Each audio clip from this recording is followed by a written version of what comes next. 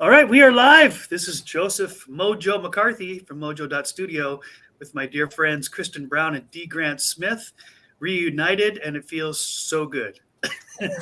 Reunited.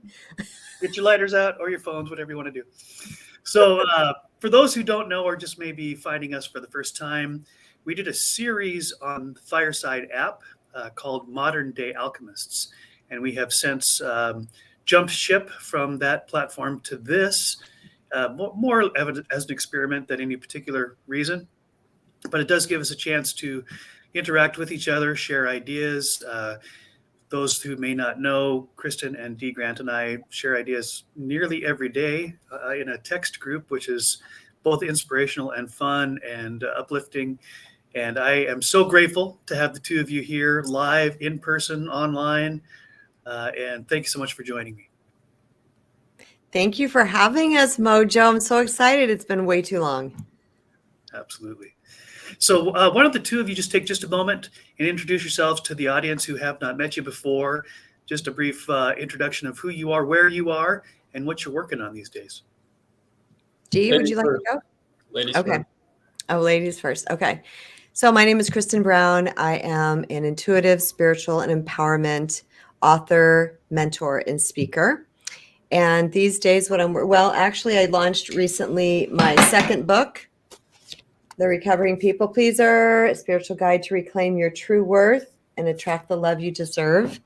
What I do is help people heal their inner worlds to attract and create a new, improved, and glorious outer world, because I believe that everything what happens from within that we will experience with the out.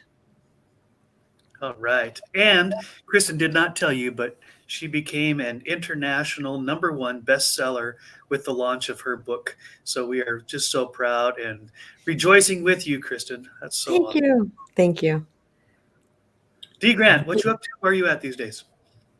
Well, before I introduce myself, knew that was going to happen, Kristen. What?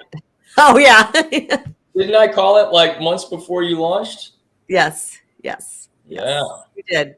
Congratulations. That's fantastic. Thank So You proud. manifested it, D. Way to go, brother. Yes.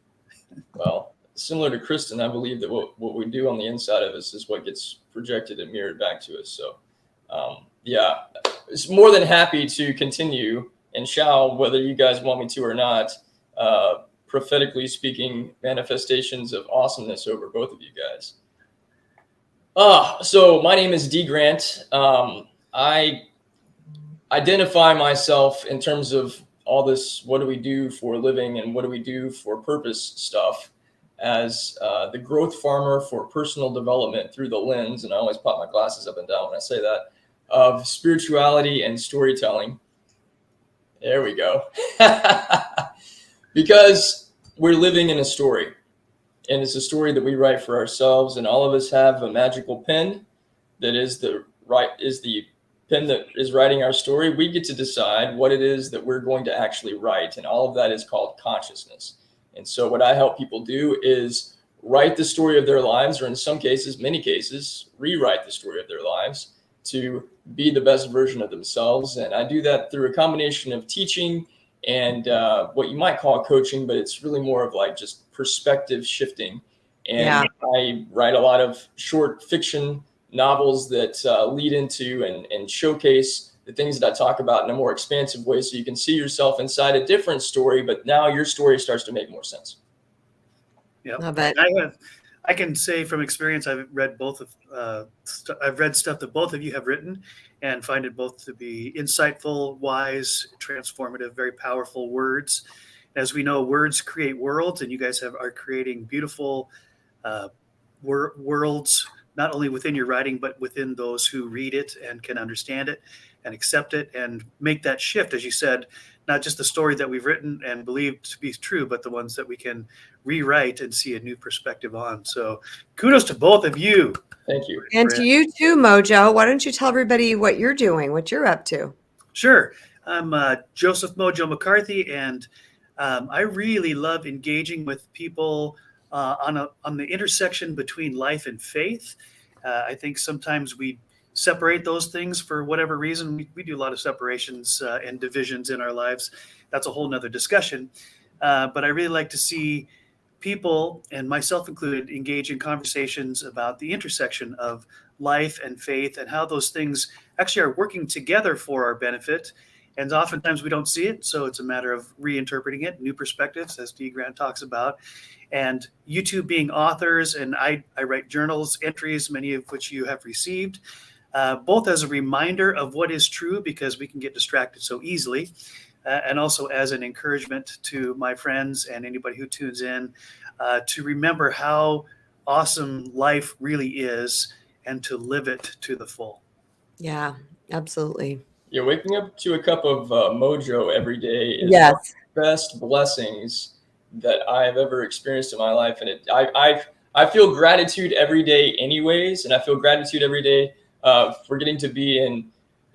It's interesting. Yesterday, I was on a show here on StreamYard called Bathrobe Moments, but with Lauren Michaels Harris, and the subject matter was, is it family that we're connected to by blood, or is there another family that we can have that's outside of that? And I was like, I've got siblings that I don't share DNA with, but I share a soul connection with, and that's these two beautiful people. So I'm so grateful for you guys. Absolutely. I second that. I third. Yeah. Times 1,000. Times a million. Inside joke, you guys, but yeah.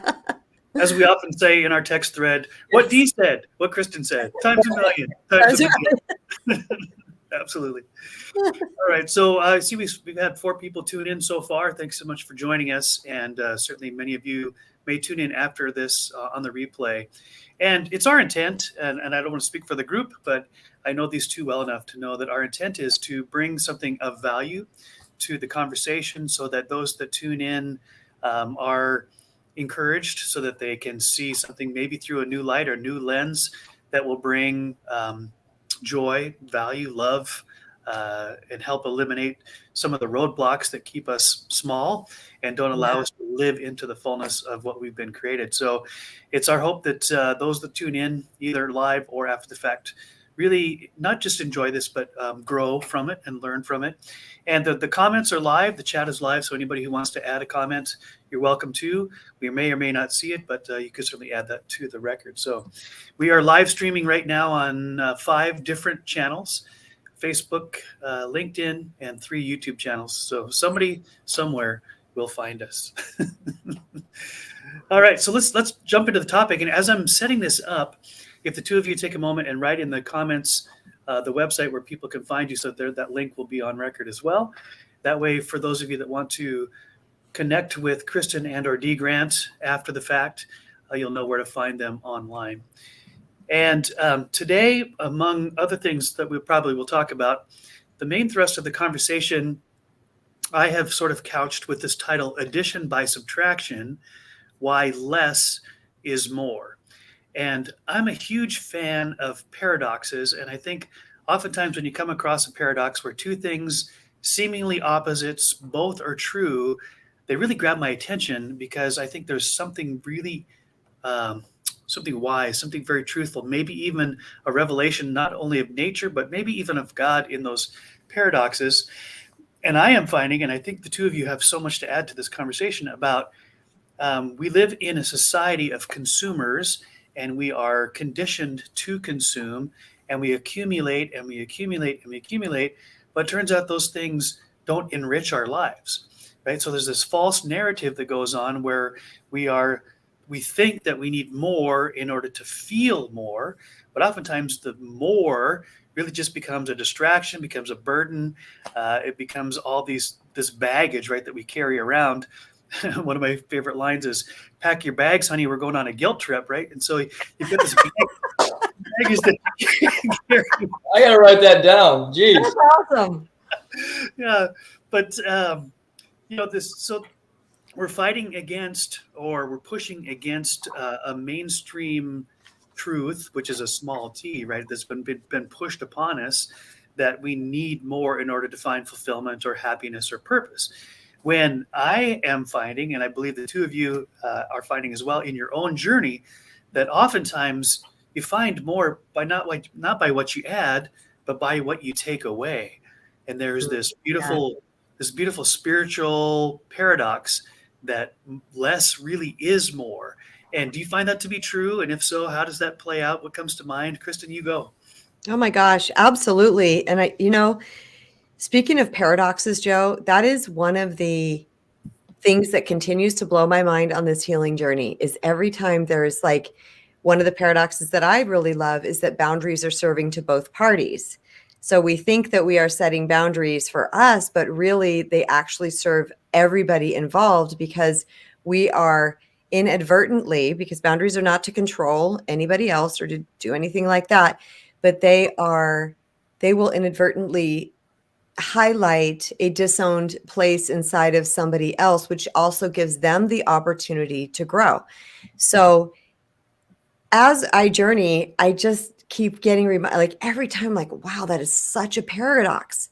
And I love that. It blows my mind all the time.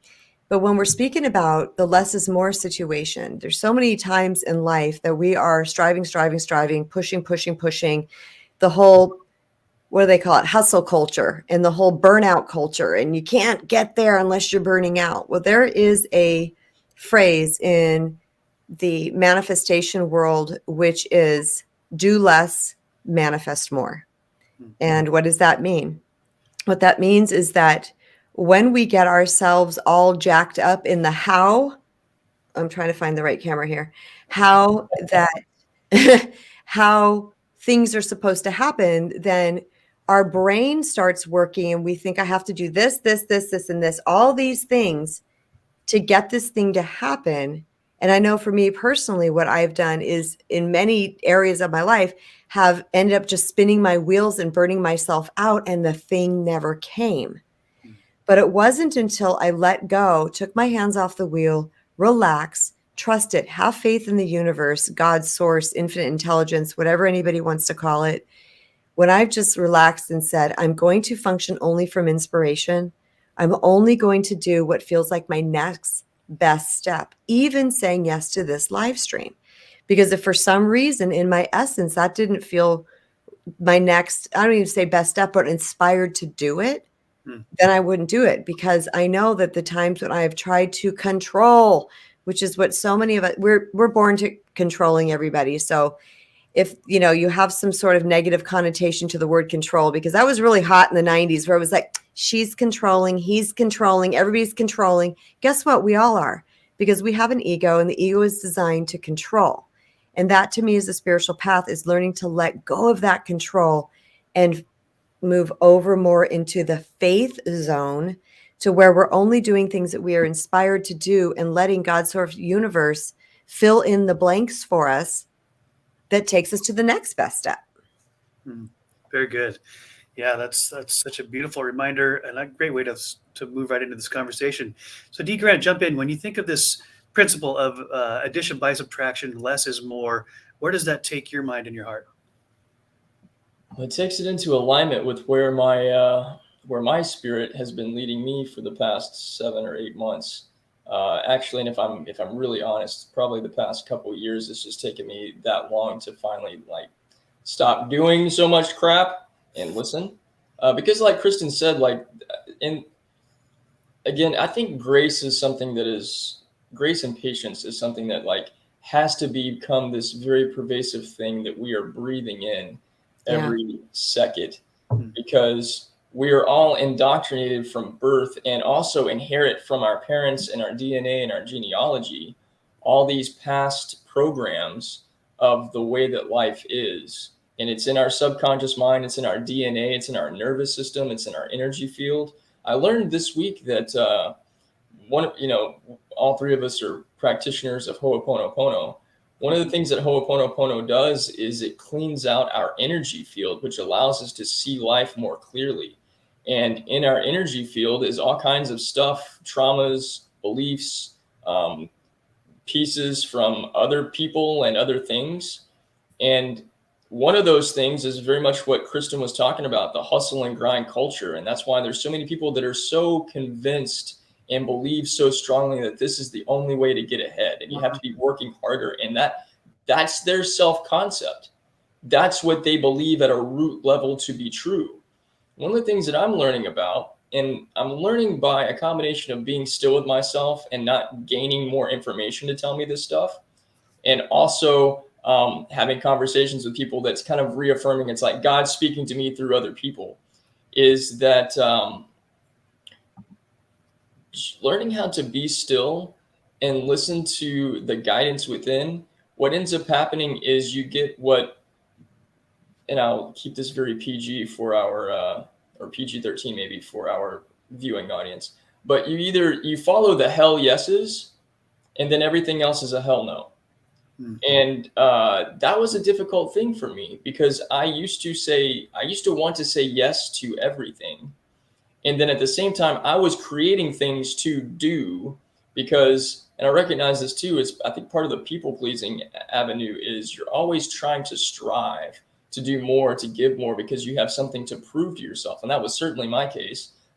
Kristen's written a whole book about this whole process. So what I'm learning in my journey is not only letting go, and that's a quintessential element. I think that there's always things to let go of, but enjoying the process, not just embracing the process. Yeah. And for example, today, I woke up and I was excited about doing this talk with you guys, and I had not really anything else on my docket to do.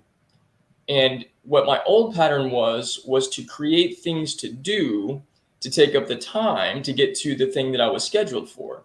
And what I've been moving into is, what if there's nothing to do, and that's the gift that God has given me?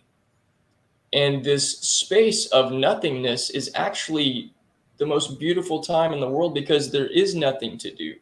And being with myself and just sitting, and I will admit, I'm not going to claim it, but I've had this addiction to consumption of information. So what that turned into was watching YouTube video after YouTube video after YouTube video of all really amazing stuff and amazing teachings and stuff. But it was all these techniques that I was trying to take on.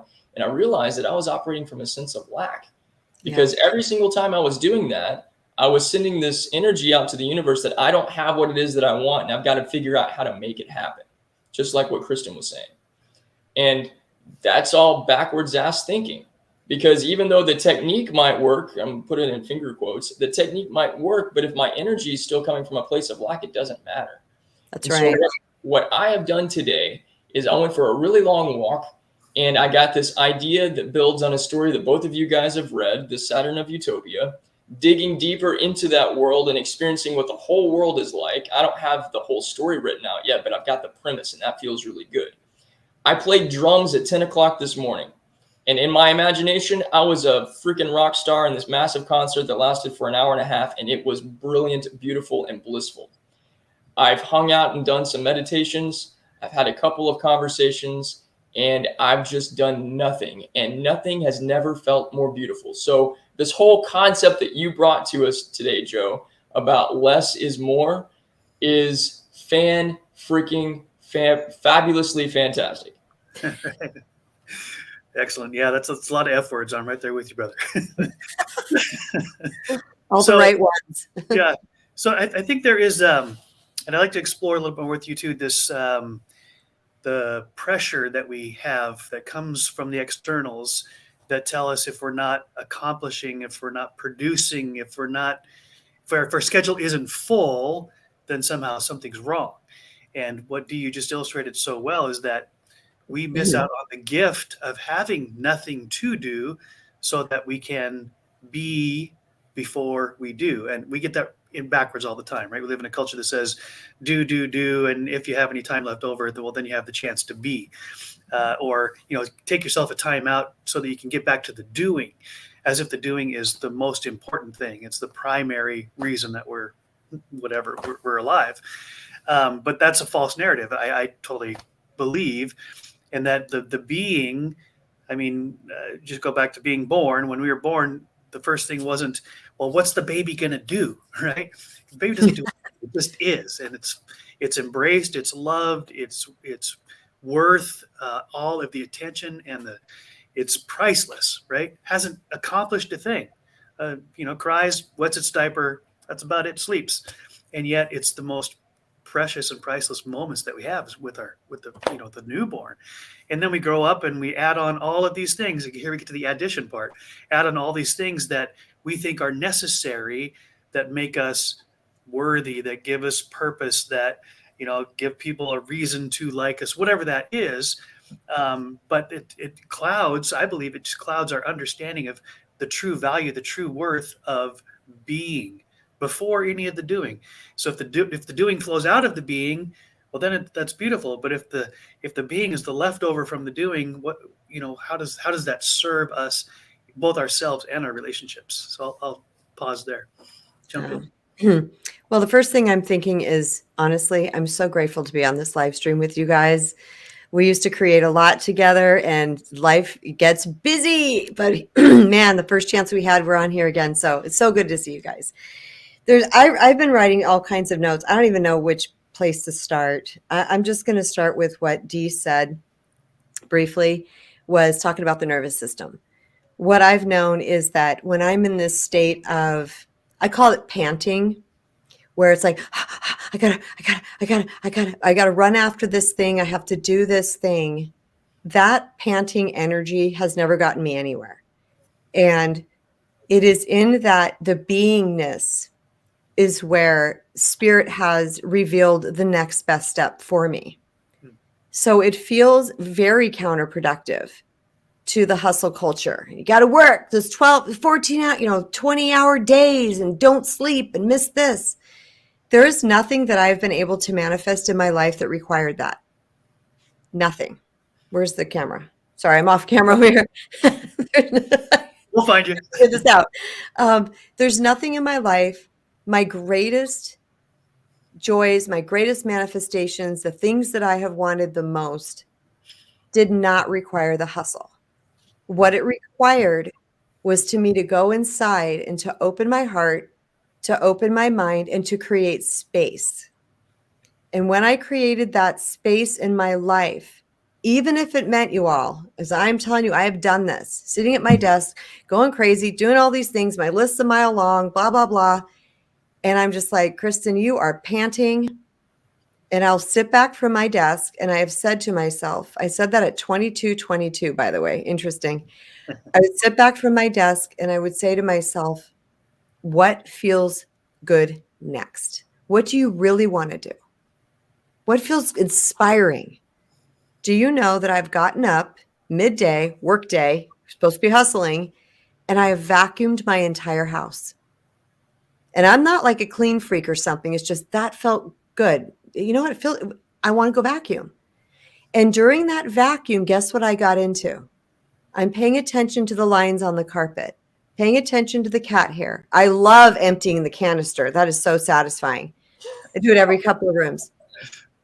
But after I'm done vacuuming, or actually while I'm vacuuming, and it's not always vacuum, it could be something else. Somehow this craziness in my brain falls away, my chest expands, and some amazing idea comes in. And it's just a little thing that I would not be paying attention to if I'm sitting at my desk panting. So to me, when the less is more means slow down. There's another story I want to tell you all because I'm really super self-reflective. I share it with people. There's no secrets. We post about it in our group chats, all these types of things. So one day I'm driving down the road with my husband and I'm just thinking. So I'm doing this. I'm looking around. I'm not looking at the road. I'm not looking at anything. And I'm thinking, I said, you know what, honey? I said, you know what really I feel right now that I need to be doing? I need to slow down. In that exact moment, he goes, look. Now remember, I'm looking around like that. I'm not looking at the road. We passed this massive red sign that said, because there's going to be construction up ahead, slow down. And I said, well, if that ain't a message from God, I don't know what is. There's your sign. There's literally, and he said, I saw that way up there. And somehow I knew you were going to say that right when we passed it. I did not see the sign. Those are the type of things I believe. Those are those little validations from spirit because spirit is in us, around us, like in everything is God. So when we create that space, and here I was in my spirit, I was in my God space. I was asking myself, I was getting into my heart. And in that space, I was like, that's what sounds good. But again, the ego is going, oh no, you got to do this and post that and write this and do. And I did not allow myself. And here's where the rubber hits the road with this type of work. I didn't allow myself to get sucked back into the old personality, the old narrative, the old whatever that I had programmed, that I had going on in the noggin. I did something different. And in that different was better. And things started to fall into place even better. So instead of doing, sorry, you guys, 500 things, right? I'm used to having big arm span when I'm in the camera. 500 things. It was like 3 things that yield me a better result than if I had doing the 500 things. Yeah, it's a powerful principle. I started just looking over my notes over the last few months, and I don't know how many times something came up about this idea that slow down to go fast. I think there's even a military principle. I heard this because I recently did the wedding of my youngest brother who's in the Navy, and I came across this principle that says that slow is easy and easy is fast. And I thought, well, that's really interesting. And how that dynamic plays out in life is that when we're trying to cram everything into one moment or into one space or into one day, whatever that is, I don't know about you guys, but I can get so overwhelmed with the clutter and the sheer volume of distractions trying to all vie for my attention at the same time that I get nothing done. But by eliminating the things that aren't necessary, that aren't urgent, that aren't the priorities, and focusing in on the, as you said, the 1, 2, or 3 things that are the next right inspired action for me, well, then I can not only get that done, but usually get it done much faster than I thought and move on to other things that I think are necessary. But boy, it takes some intention, right, to get out of that all the fish swimming into one little funnel and they're all stuck and nobody gets to get through. In faith. In faith, yes, exactly right. It takes faith because I said, we're changing mindsets. And I'm going to say one thing, but Dee, before you pop in, is a quick thing. Is everything that I have built in my life that has so much perfect purpose and I'm so grateful for was not fast. The 2 things that I can tell you right now is my relationship with my children and my relationship with my husband. Those things were a slow movement towards the ultimate goal. But this is not just true with relationships. This is true with our businesses. This is true with health. And Andrea, that's my gal. Thanks for being here. But it's anything that we really want in life. When we understand it, our only job is to show up in faith, in inspiration, and just keep moving forward, baby steps that we will eventually get there. Go Dee. What's on your heart? Well, a couple things. Slowing down to speed up is a beautiful principle. And just like most things that are really powerful and potent, it's a paradox. So there's 3 P's for you, since we all flow in the alliteration game. I want to just present one kind of sort of caveat to this thing. It's not necessarily a difference or different perspective, but it is something to be mindful of. Because everything that we're talking about here is the not just flip side, it's a complete 180 of the way that our entire worldwide culture operates. So this isn't just an American thing, this is a worldwide thing.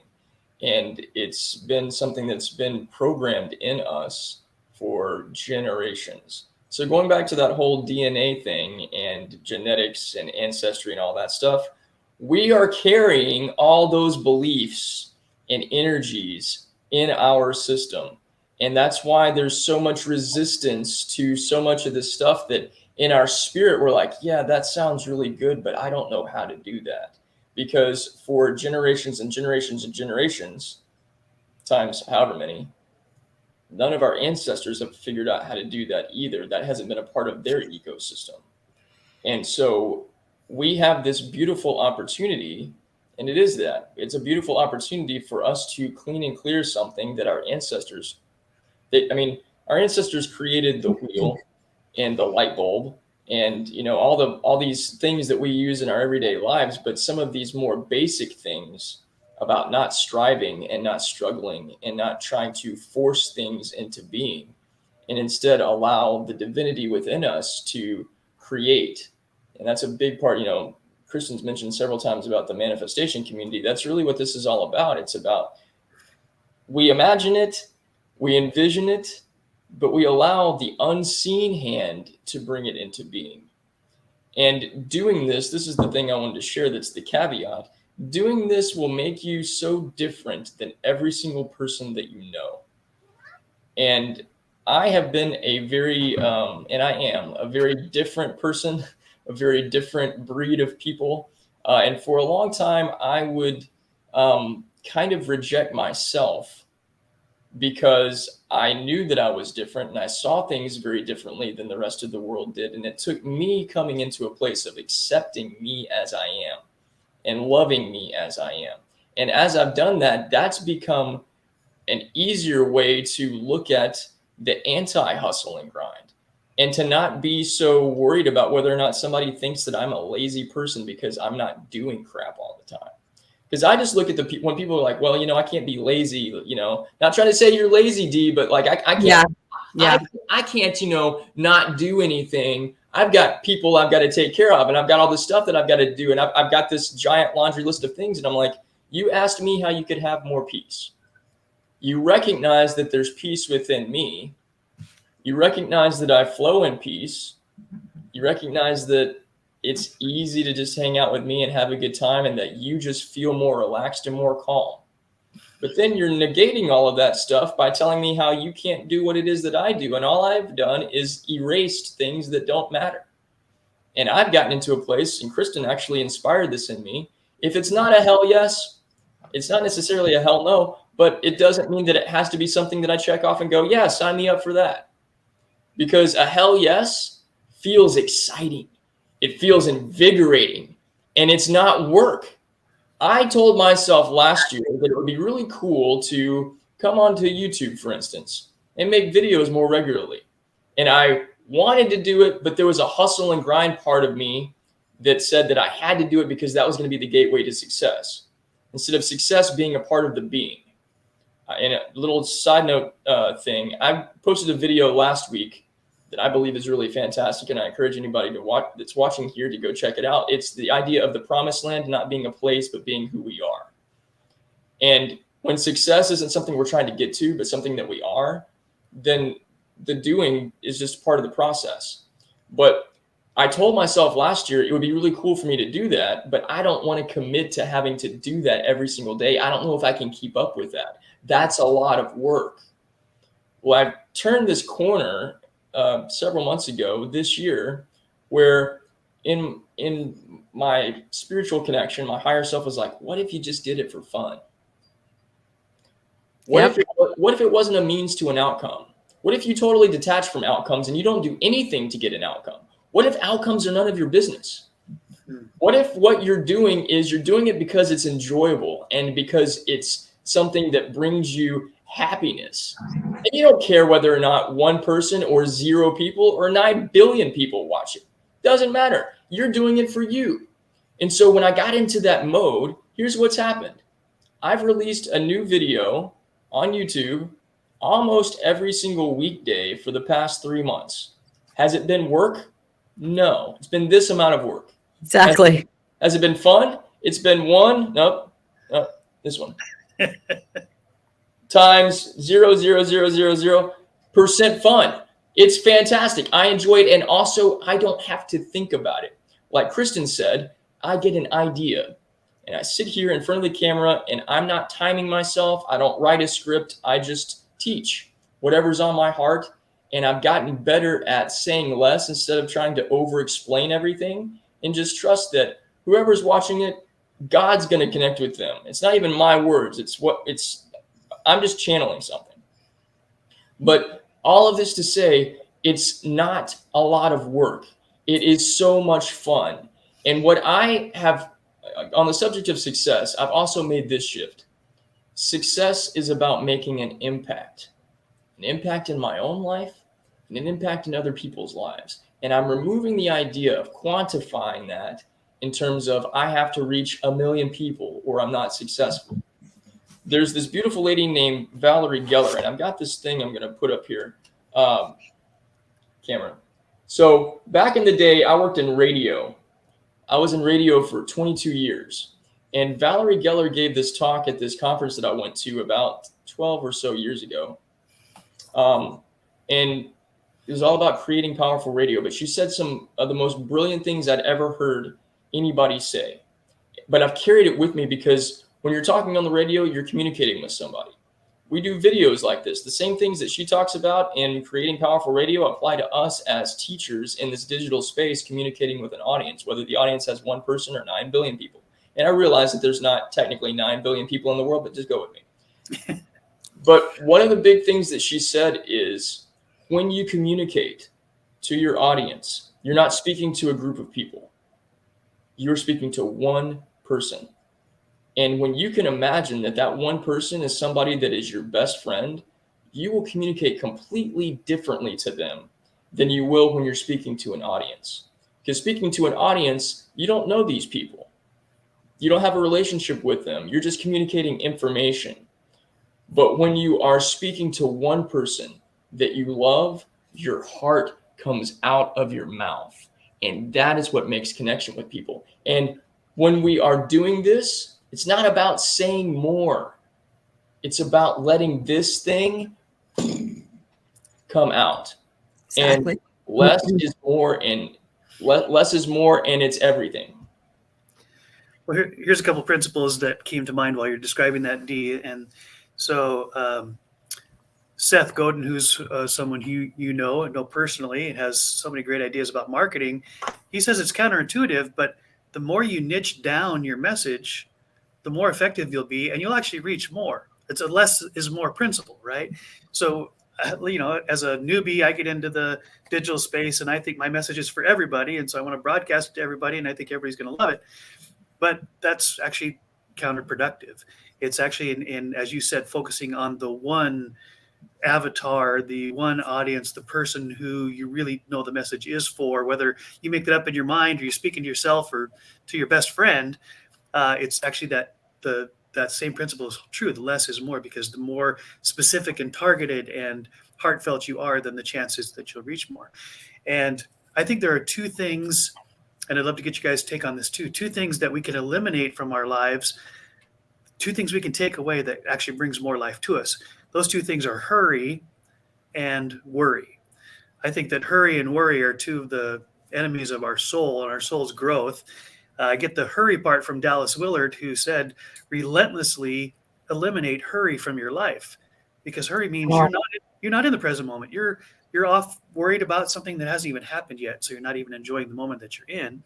And worry, of course, that's just looking at the world as negative, which our brains are wired for that to keep us alive. Doesn't mean we have to be that way, right? So there's just 2 things, very concrete examples that we can eliminate from our lives that actually bring us more fulfillment, more joy, more humanity, hurry and worry. And you guys can take that wherever you want to go. Just 2 things that came to mind. I love that. And I love both of your shares. Those are both incredible. Once again, I love speaking to you guys always. What's coming to mind for me is, well, there's many, many things. Like this could be a 10-hour live stream, as you guys know. Right. But that's making me think of is, I heard this once from a teacher. She said, it's not really Christmas Day that's the big joy. It's the lead up to Christmas. The anticipation. Say it again. The anticipation, right? Yes. It's the excitement. It's the creation. It's buying the gifts. It's going to the holiday stores. It's making your own list. It's getting excited about what people are going to take from, or how much they're going to enjoy what you're giving, whatever, blah, blah, blah. And that is something that has stayed in my noggin for a long time, because I don't want to miss now. I don't want to miss now. This is when Dee said if it's not fun, well, I wrote this down. I said, if it ain't fun, I'm not doing it. in regards to what Dee was saying, because that, just removing that from my life, anything that I thought I was supposed to do would weigh heavy on my energy, on my time, on my resources, whatever it might be. So when I said, if it's not fun, I'm not doing that, all that did was require 2 letters. No. No to myself, no to somebody else, just no. Without any energetic attachment, without any fear, just no, that just doesn't feel good right now for whatever reason. By removing those things from my life, the quality of my life has increased. So in the removing, the less is more thing, what'd you say, addition to subtraction? What's the name of this? Yeah, Why addition by subtraction. Why less? Yes. Yes. By subtracting certain things that I felt like I have to do that were not enjoyable, I have actually improved my quality of life.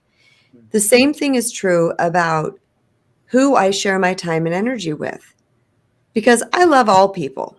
I love people, but there's some people that I create with. That's why I've said 2 or 3 times already, like, I love being here because the energy exchange between us and what we bring to a space is beautiful, and it's an energy that I like to be in.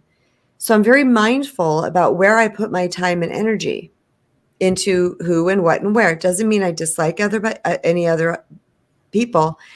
I was recently listening to Dr. Joe say this on one of his live conversations. Somebody asked that, like, what do I do if I'm around any energy vampires, this and that?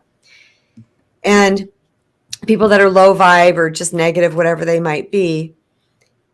And he said what I actually said in my book as well, because I talk about that topic, but he said the same thing. He said, it's up to us to maintain our vibration. That's our job. However, sometimes we need to limit the time that we're spending in areas that are not fulfilling us. Because if we get saturate in that, so that's again where the less is more. It doesn't mean we have to hate people or, boot people out of our lives, any of these things. It just means that we're actually giving to ourselves, which is part of the self-love journey, which is part of the healing journey, is returning back to this fractured self that thought it had to please the world and shift and morph and say yes and do all these things, when really all that did was keep us from our authentic self, the God within. So by saying no, we are actually pulling our energy back to ourselves, and we are loving ourselves, which feels not loving to other people. Here's again the paradox, but it's the most loving thing that we can do, because we are keeping ourselves and turning ourselves into a really loving, high vibrational space that is going to serve everybody when we're around them, even if it is just for an hour every 2 weeks, the people that we may not be around. So the work is always about self. It's always about, and this is one more thing I'll say, and then I'll pass the mic. What I've learned on my path is that the spiritual principles and concepts that I have applied to my life are very simple. They're not complicated. We complicate it by thinking, oh, that won't work, or this is going to be hard work. One of my unfavorites that people say, it's so hard. It's not hard. It just takes dedication. It takes consistency. But they're really tiny, simple concepts that when we start applying to our life on a consistent basis, give us so much more than it went prior to applying that. So again, the less is more principle is stop complicating things. Keep it simple, sweetheart. Keep it simple. Stop complicating. That's when we get so much more out of life. Well, there's a Albert Einstein quote, and I can't verify that it was him, but he's given credit for this, that says, make it as simple as possible, but not simpler, right? I think there's some really great wisdom. Tell us. Yeah, and I don't know exactly what context he was saying that in, but I know when he was working out the theory of relativity and a lot of his science, he really did believe that the simplest explanation is generally the best. And so he just made this statement, and again, out of context, I don't know exactly what he was applying it to, but I think it fits this conversation, keep it as simple as you can, but not simpler, right? There's some wisdom and discernment there. I don't like changing my baby's diaper, but if I don't do it, we're in trouble. So it's not always fun, but it's necessary. But I love what you're talking about. I love what all of us are talking about here, is that quantity doesn't equal quality. We get those things mixed up all the time. We're brainwashed to believe that more is better. More is not better. More is just more, right? Quality oftentimes is less, but it's much deeper. It's much richer. It's much more fulfilling. It brings more joy, whatever that is, whatever it is that we're searching for that really is valuable. And so, in the time that we have left, and Dee, I'd love to hear your thoughts on this too, but in the time we have left, I'd love to throw some things out for the audience. What are some things that we can subtract from our life that actually will increase the quality? What's some specific examples of things that we can remove or subtract that will bring more fulfillment? Well, I have this conversation pretty regularly with my in-person friends. And they will kind of look at me like, well, Dee, we know you do things differently than I do. And I'm like, yeah, I do.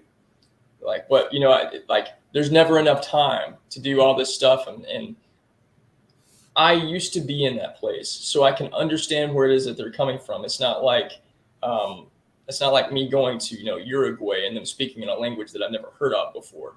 But I made it my intention to remove busyness from my life. I just wrote that. Right on the same page here. Love it. Well, we've been on the same page this entire time. It's been really beautiful. But I think that, so here's one way to remove busyness from your life. Remove it from your vocabulary. Because whatever it is that is coming out of your mouth is something that's going on in here. And it's something that's going on inside yourself energetically. So I have conversations with people all the time. Some of my family used to say, like, well, I know you've been really busy. And I'll say, no, I haven't been busy. Busy isn't a part of my world.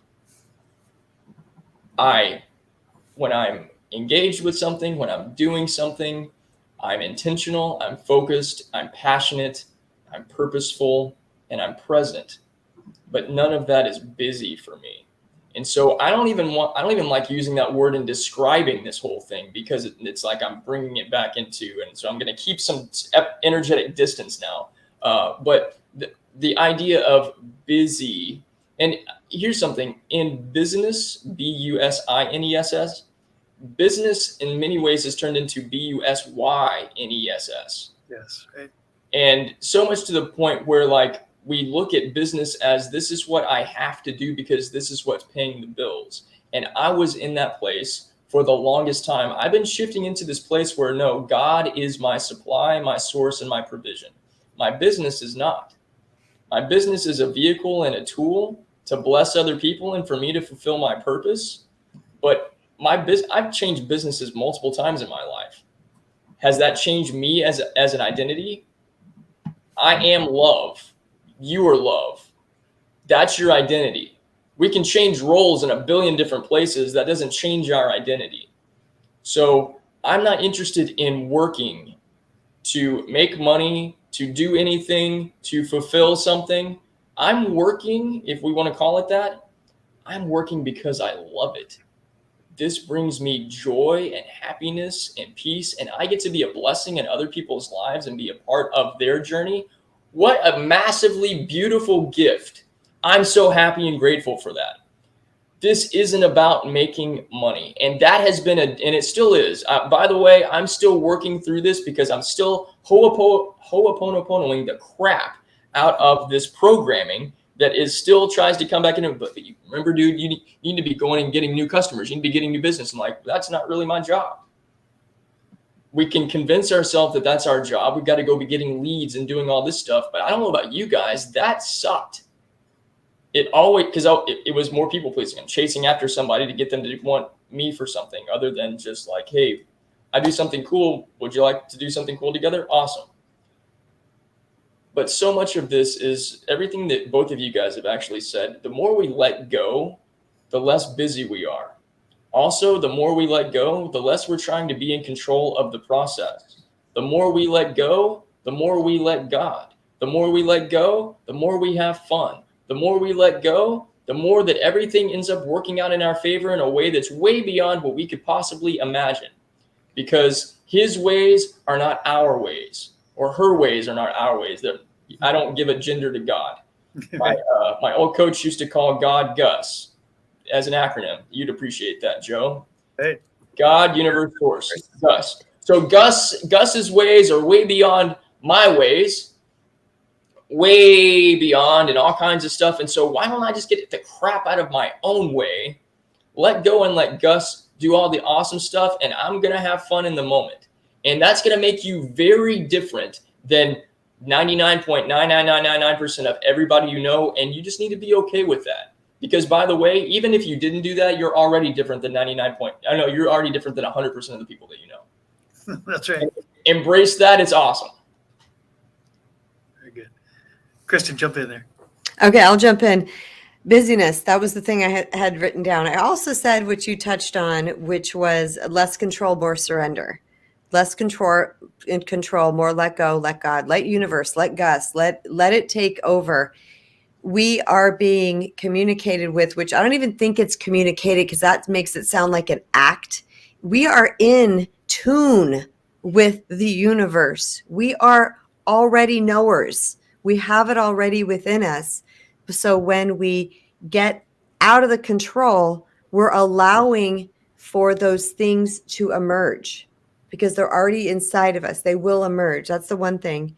The other one is stop overthinking, over-planning, and strategizing. Okay? All of, the best laid plans. We know that whole story. We lay these plans. It doesn't go his way. More flow. More flow. I want to flow. And I am a planner. I'm a very organized person. I have a very neat desk. I am those things, and I'm not. Because I like a certain environment, yet I need to let go and allow for flow. Like on this conversation, we were not sure of the topic, what we were doing. I was like, well, I'd like to post in my group, but if we don't know it, we don't know it. I'm just not going to control it because the God's the algorithm. People will come who are supposed to hear this. People see it afterwards who are supposed to hear us. Doesn't matter what the title is. It doesn't matter whatever. The energy will call to who it's supposed to call to, and the people that are aligned are going to show up to it. And the last thing that I was going to say is less have to, and more want to. Or like Joe loves to say, more get to. I have to go to someone's this, and I have to do. Get that out of your vocabulary. We don't have to do anything. If you feel like you have to, it's because you have an attachment to how you're going to look, how you're going to be seen, which guess what? We can't control. We could have to something. We think if we don't, that XYZ is going to happen. Guess whose brain that's coming from? Ours. It's not coming from that person. We don't know. That person may be perfectly fine with us not going. Maybe they didn't want us to go in the first place and felt like they had to invite us, right? So then we feel obligated. No. Go with flow. Do things in love. Less fear, more love. Less fear, more faith. Keep correcting over into the faith side, into your higher self. Less questioning, more inspiration. Allow life source energy to flow through you. You will be led. You can't not be led because you are that energy. That is what we are made of. We are one. There is a oneness. And that's a concept I think sometimes, Mojo, is hard for people to really absorb. I'm going to wrap up right here. Yep. But once we start to really absorb that, and then we start to see the magic and miracles that happen into our life, it's the believing before the seeing. So I'm going to pass it to you because I know we're running out of time. Yeah, we just got a couple minutes left, and I think for people who tune in, it sounds promising. If they've never tried it, sounds like, well, maybe that's a possibility. How do I do that, right? And we may have to have a whole nother conversation on that. But you two both are published authors. You don't create a book by just doing nothing. You actually have to. There's a system. There's time. There's energy. The effort that's put in there. So just on a book in particular, I'd love to hear from both of you briefly. How do you take on a project, a passion project like that requires a huge investment of your energy and your effort and your expertise, and all the self-doubts that come along the way, and all of the distractions. I think this is the key to my question. We live in a world of distractions. We got the best paid engineers in the history of mankind being paid exorbitant amounts of money to capture our attention. Right? That's what social media really is. It's all these algorithms and AI trying to capture our attention to keep our eyeballs on, which are all distractions from whatever our purpose and our pleasure even may be. But so to for any of us to accomplish a task, something that requires time, energy, and effort, like writing a book, for example, how did each of you, in your own words, take that on and complete such what some people would say a daunting task, and using all the principles that you just shared about letting go, being in the flow, getting to instead of having to? Love to hear that in your own words in terms of finishing a book. So, D. Grant, would you go? Well, I was going to point to Kristen, not only for ladies first, but because she's the international bestseller, and I'll go first because it's very short. Okay, I will tell you that I wrote down 3 things: flow with source, flow with inspiration. Period. Do not try to control your book. Flow. What sounds good? What feels good? What feels good? Write it down. What feels good? But also go with flow with the writing of it.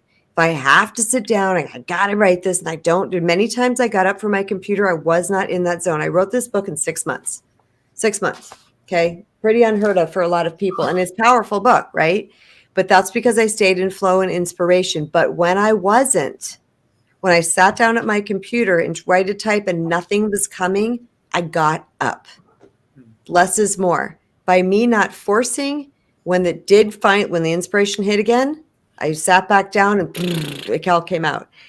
Allow for creation. I think I said that. And the third thing is let go of results. Okay. You can rewrite it and rewrite it and rewrite it and rewrite it. I'm sure Dee understands this, and try to perfect it and try to make it better. I wrote this book, and when I said, this sounds good, and then I would read a chapter, go, well, maybe I should. Nope. That was it. No, when I started that crap, because it felt good. It felt solid. It felt complete. And I didn't overthink it. I just let go of the results. This is it. My heart's in it. That's all I need to know. Send. Full send.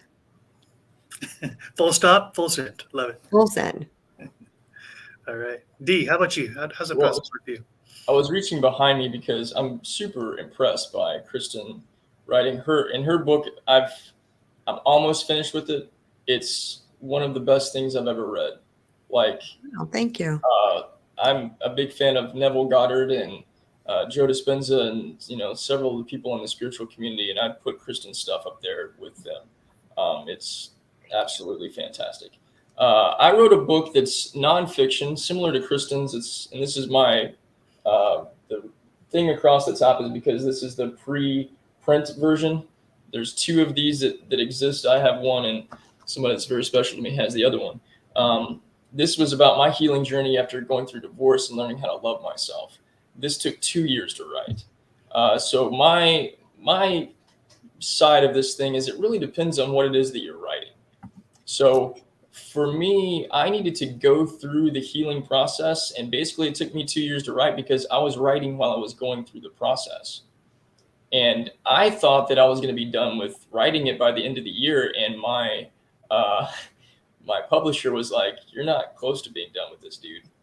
And you're not going to publish the book until the book is actually finished. So I think another part of this is, yes, getting into the flow, but embracing the process and not trying to rush it to completion. Mm-hmm. What I've discovered also because I don't write as much nonfiction anymore. I think I wrote 1 or 2 nonfiction related things that I published at growthfarming.com, but everything else there is short spiritual fiction. And I wrote a novel last year that I'm working actually right now on the sequel to, and I wrote that whole thing in 3.5 weeks. It's probably the longest book that I've ever written, and that was totally getting into the flow. I was about to say the movie, because that's what it is to me. The movie came to me in scenes, and I just sat down and wrote the scenes down. That's getting into the flow. When you will allow yourself to get into the flow of inspiration, and I think it doesn't really matter whether it's fiction or nonfiction, but you communicate from your heart, and ultimately you end up being a channel and a vessel for this material it might pertain to part of the experiences that you've had, but really it's coming from a much higher source, and it's channeling itself through you, and you just get to be an instrument of the communication. But allow yourself to do that and feel excited about it, because when I've sat down trying to make a story happen, the story sucks and I hate the process. And it's not fun, and I think it ends up taking away from the story itself. Because who wants to read something that somebody forced into being? No, we want to experience things that have been cultivated and crafted, and like there's this magic to it. You can read books that seem like, and you probably close them up and put them away because you're like, it's just not really connecting with me. When you read a book that's magical, when any of us have read The Alchemist from Paulo Coelho, that's freaking magical. Yeah. All right.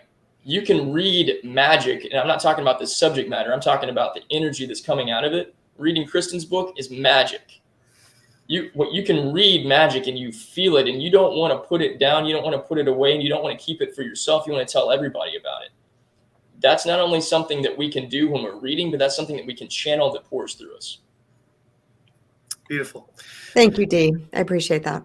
You're very welcome. So good. So good. Yep. So just to let everybody know, if you just tuned in or you're catching us at the tail end here, both Kristen Brown and Dee Grant-Smith are published authors.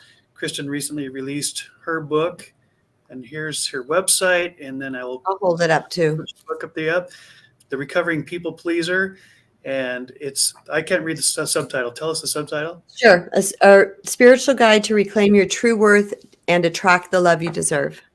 Right. Absolutely. And Dee Grant, as he said, he's both published fiction and nonfiction. And the book about going to hell and back, what's the exact title there? Be Solid, How to Go Through Hell and Come Out Whole. Which is a great book. It is a great book. I've both Awesome read it book. and heard it from the author reading it himself, which that was an awesome experience as well. Mm-hmm. We're out of time now, but we will do this again, hopefully rather soon. And I'm just so grateful for the time here to be reminded of how powerful and important our friendships are. And, even on that level, I used to be a person when I was younger, because I'm very outgoing and gregarious and extroverted. I'd have a zillion friends, quote unquote friends, but I didn't really know them, deeply. They weren't close friends. They're just friends.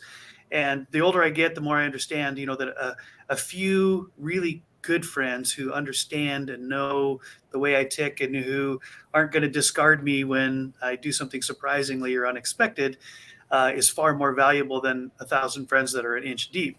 And that principle holds true, I think, throughout much of our life, that we can do a zillion things like a little bit, or we can do a few things really, really well. And that's that whole principle of less is more. And I just want to encourage anybody who's tuned in to be aware of that narrative that says that quantity is quality, or that quantity is more important than quantity. The whole narrative that says, that your definition of who you are is based on what you do and what you can put on a business card, which is ridiculous, because you're an exquisite human being that's got 73 billion cells and 86 billion neurons in your head firing off at all the same time, working together. I mean, you're a walking, living, breathing miracle before you do anything. To go back to the baby as well. And so I love the fact that in these conversations that we can push against the quote unquote culture, what the culture is telling us, and to get past that distraction to what's really meaningful. So on behalf of Kristen Brown, Dee Grant-Smith, and me, Mojo, so grateful to all of you who have tuned in, who have shared even a few moments with us. And we together, we send love, light, and blessings to all of you. Until next time. Bye, everybody. Bye-bye. Thank you so much.